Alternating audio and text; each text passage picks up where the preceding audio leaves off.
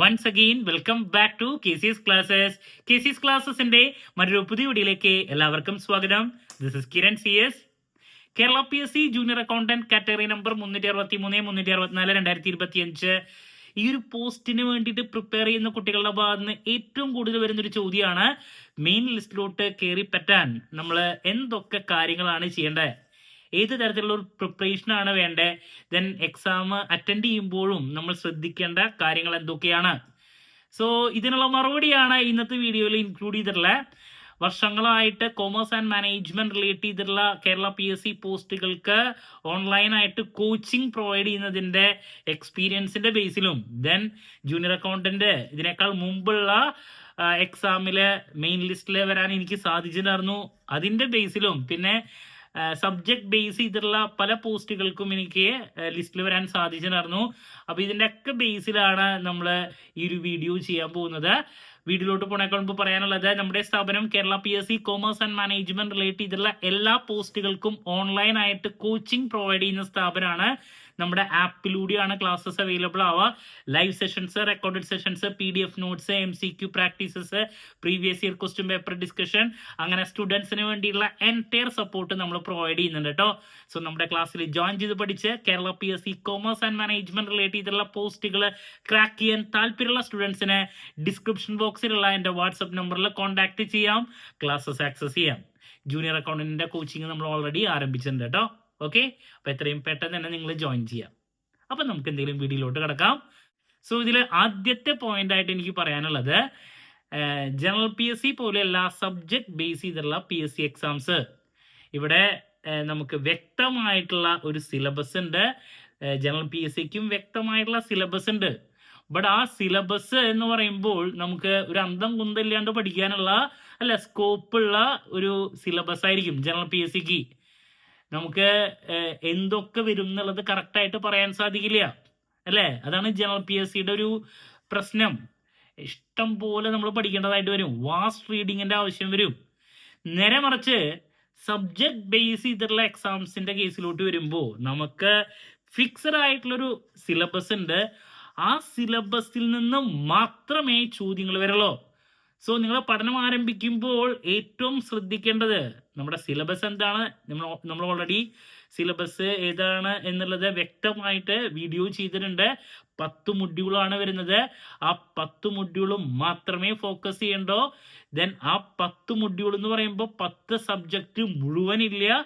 ഓരോ മൊഡ്യൂളിലും പറഞ്ഞിട്ടുള്ള ടോപ്പിക്സ് മാത്രമേ പഠിക്കണ്ടോ. സോ ഈ ഒരു കാര്യം പ്രോപ്പറായിട്ട് ശ്രദ്ധിച്ച് ആ സിലബസ് മാത്രം പഠിക്കുക. ഇതാണ് ആദ്യമായിട്ട് ചെയ്യേണ്ടത്. അതല്ലാണ്ട് പലരും 10 മൊഡ്യൂള്, അപ്പോൾ ആ 10 സബ്ജക്ട്സ് ഡീറ്റെയിൽഡ് ആയിട്ട് പഠിക്കുന്ന കുട്ടികളുണ്ട്. അത് സ്മാർട്ട് വർക്കല്ല. സിലബസിൽ പറഞ്ഞിരിക്കുന്ന ചോദ്യങ്ങൾ മാത്രമേ എക്സാമിന് കണ്ടിട്ടുള്ളൂ, അതല്ലാത്തതൊന്നും വരാറില്ല.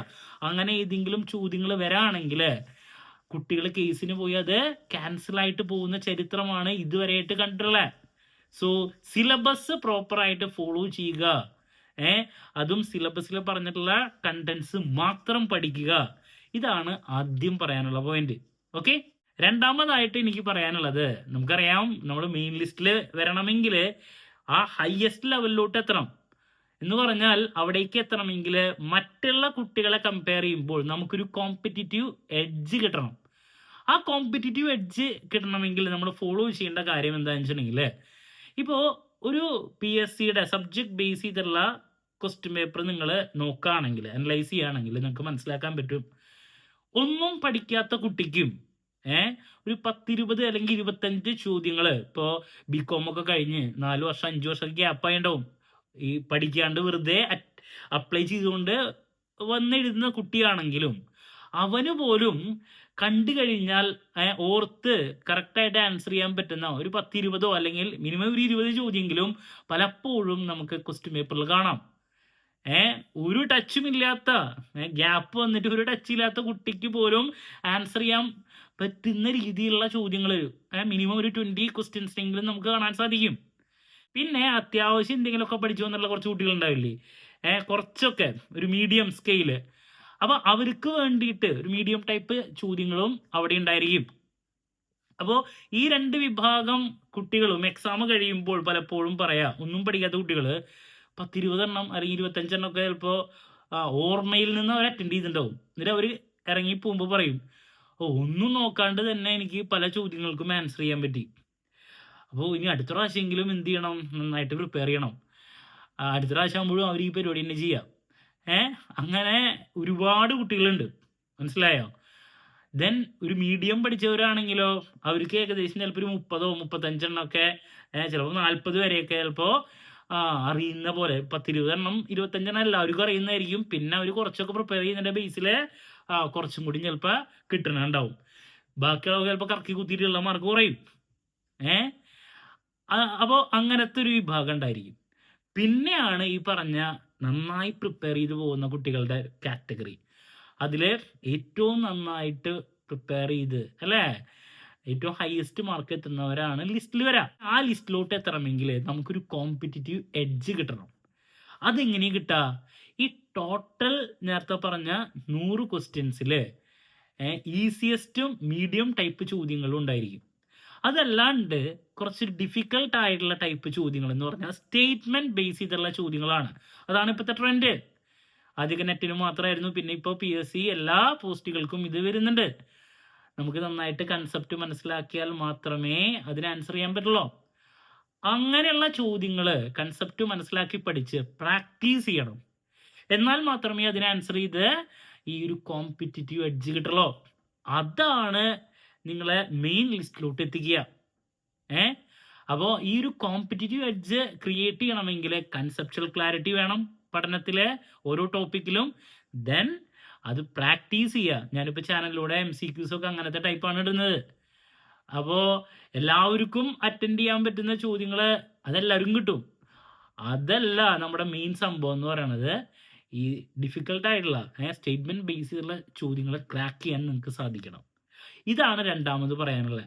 ഞാനൊക്കെ അതിലൊക്കെ കൂടുതൽ ഫോക്കസ് ചെയ്യാൻ പറ്റിയത് കൊണ്ടാണ് ലിസ്റ്റിലുണ്ടാവുക. പിന്നെ നമ്മൾ കോച്ചിങ് കൊടുക്കുന്ന കാരണം കുറച്ചും കൂടി ഈസി ആയിട്ട് പറ്റിയെന്ന് മാത്രം. ഓക്കെ. ദെൻ മൂന്നാമതായിട്ട് പറയാനുള്ളത്, do not follow the traditional style of PSC exams. ഒരുപാട് പേര് ജനറൽ PSCക്ക് വേണ്ടി പ്രിപ്പയർ ചെയ്യുന്ന കുട്ടികളുണ്ടായിരിക്കും. പലരും പല PSC കോച്ചിങ് സെന്ററുകളിലോട്ട് പോകുന്നവരുണ്ടായിരിക്കും. അവിടെ ജനറൽ PSC കോച്ചിങ് കൊടുക്കുന്നുണ്ടാവും, സബ്ജക്ട് ബേസ് ചെയ്തുള്ള കൊടുക്കുന്നുണ്ടാവും.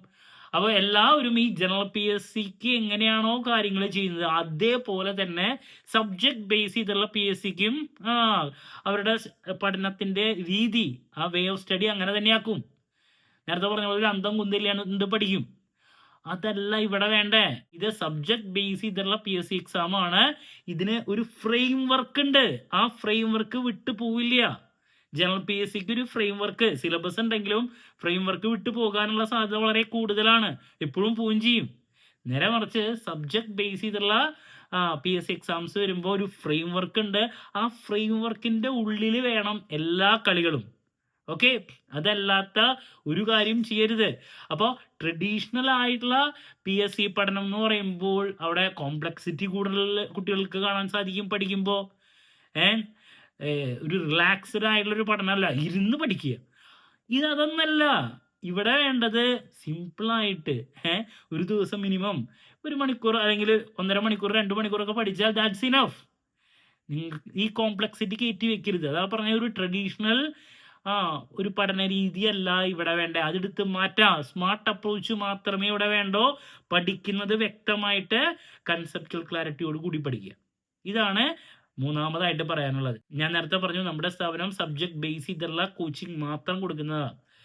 അപ്പോൾ ഒരു കാരണവശാലും ആ ജനറൽ PSCയുടെ കാര്യങ്ങൾ ഇവിടേക്ക് വലിച്ച് ഇടരുത്. ഇനി നെക്സ്റ്റ് പറയാനുള്ളത്, നമുക്ക് 10 മൊഡ്യൂളാണ് പഠിക്കാനുള്ളത്. ചില കുട്ടികൾക്ക് ചില മൊഡ്യൂൾസ് ചില ടോപ്പിക്സിനോട് കൂടുതൽ താല്പര്യം ഉണ്ടായിരിക്കും.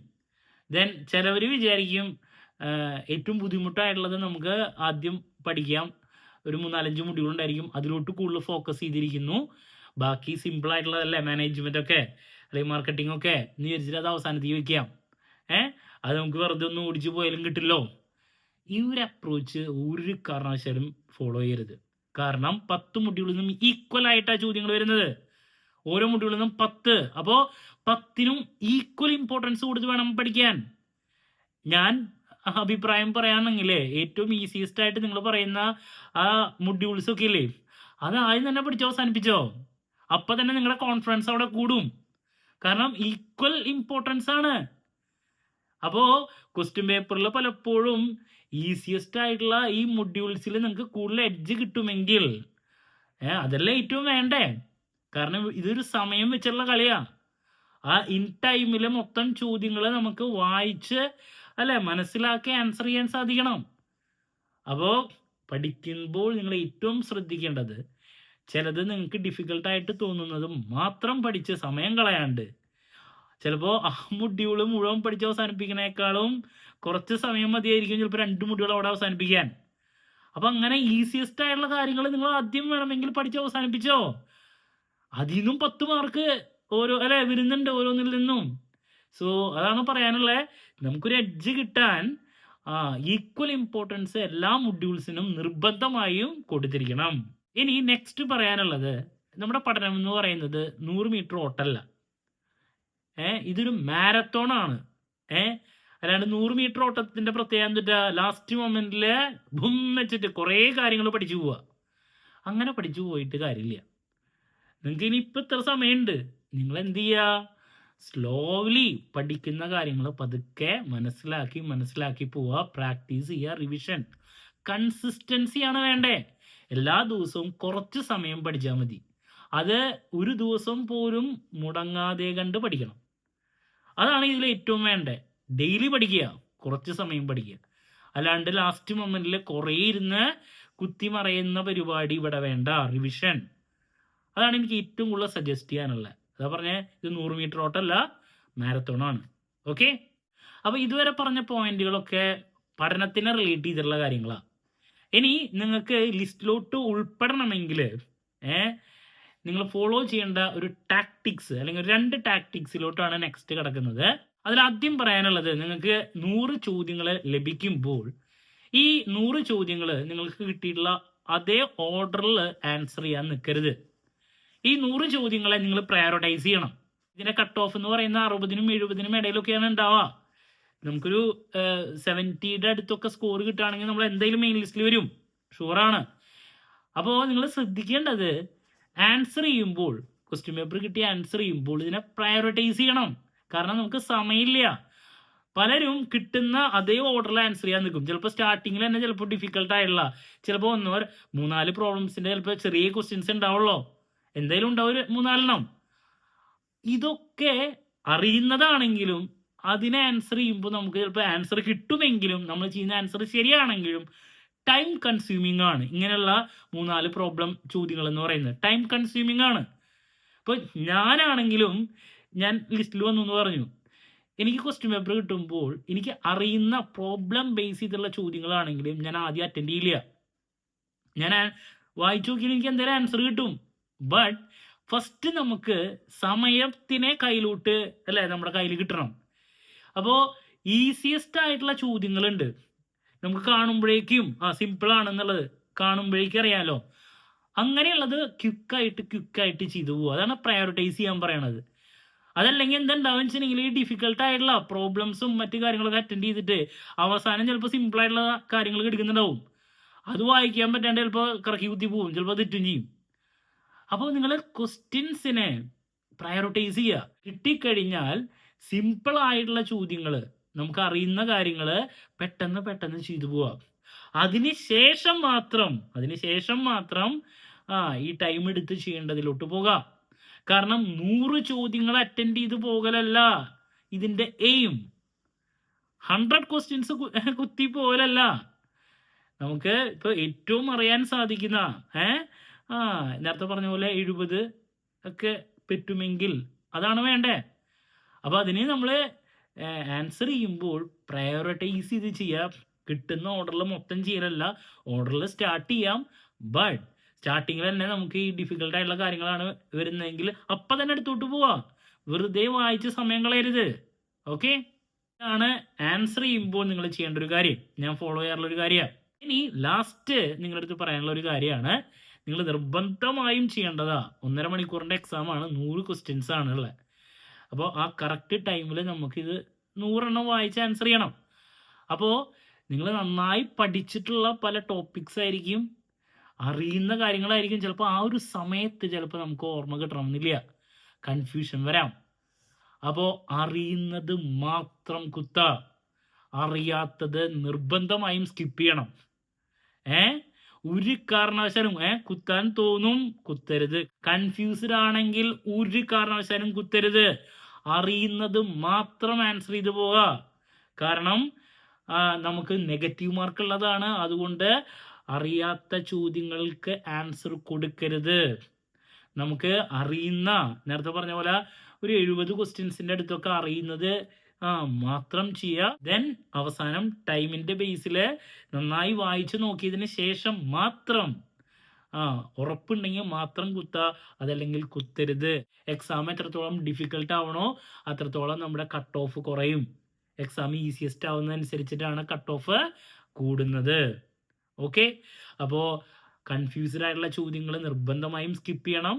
ദെൻ നിങ്ങളുടെ മൈൻഡ് പലപ്പോഴും കൈവിട്ടു പോവും. അയ്യോ ഇത് ഭയങ്കര ബുദ്ധിമുട്ടായല്ലോ, എന്തായാലും ഇവിടെ വന്നതല്ലേ, അതുകൊണ്ട് എല്ലാം കുത്തിപ്പോവാം, ചിലപ്പോൾ ശരിയായാലോ. അങ്ങനെയുള്ളവരാണ് എക്സാമിൻ്റെ റിസൾട്ട് വരുമ്പോൾ ഈ നെഗറ്റീവ് മാർക്ക് അടിച്ചിട്ടുള്ളതും കൂടിയും പോകുന്നത്. അപ്പോൾ അതുകൊണ്ടാണ് പറയുന്നത്, നിങ്ങൾക്ക് ലിസ്റ്റിൽ ഉൾപ്പെടണമെങ്കിൽ അറിയുന്നത് മാത്രം കുത്തിപ്പോരാ, അറിയാത്തത് സ്കിപ്പ് ചെയ്യാൻ പഠിക്കണം. ഓക്കെ, അപ്പോൾ ഇത്ര കാര്യങ്ങൾ നിങ്ങൾ നിർബന്ധമായും ഫോളോ ചെയ്തിരിക്കണം. നിങ്ങൾക്ക് മെയിൻ ലിസ്റ്റിൽ ഉൾപ്പെടണമെങ്കിൽ നിങ്ങൾ ഫോളോ ചെയ്യേണ്ട കാര്യങ്ങളാണ് ഞാൻ പറഞ്ഞിട്ടുള്ളത്. വരും ദിവസങ്ങളിൽ സ്മാർട്ട് സ്റ്റഡി വീഡിയോസ് ചെയ്യുന്നതായിരിക്കും. നിങ്ങൾ കമൻറ്റ് ചെയ്യുക, അതിൻ്റെ ബേസിലായിരിക്കും ഞാൻ വീഡിയോസ് ചെയ്യുക. നമ്മൾ പരമാവധി എല്ലാ ദിവസവും ഈവനിങ് 7 മണിക്ക് MCQ ഡിസ്കഷൻ ചെയ്യുന്നുണ്ട്. കാണാത്തവരുണ്ടെങ്കിൽ കാണാം. ഓൾറെഡി ഒരുപാട് വീഡിയോസ് അപ്ലോഡ് ചെയ്തിട്ടുള്ളതാണ് ചാനലിൽ. പിന്നെ നമ്മുടെ കോച്ചിങ്ങിന് ജോയിൻ ചെയ്യാം. ഡിസ്ക്രിപ്ഷൻ ബോക്സിലുള്ള എൻ്റെ വാട്സപ്പ് നമ്പറിൽ കോൺടാക്ട് ചെയ്താൽ മതി കേട്ടോ. എന്ത് ഡൗട്ട് ഉണ്ടെങ്കിലും കമൻറ്റ് ചെയ്യുക, അതിനുള്ള മറുപടി ഞാൻ വീഡിയോസിലൂടെ നൽകുന്നതായിരിക്കും. മറ്റൊരു വീഡിയോയുമായി വീണ്ടും കാണാമെന്നുള്ള പ്രതീക്ഷയോടെ നിർത്തുന്നു. This is Kiran CS signing off. Have a nice day. Thank U.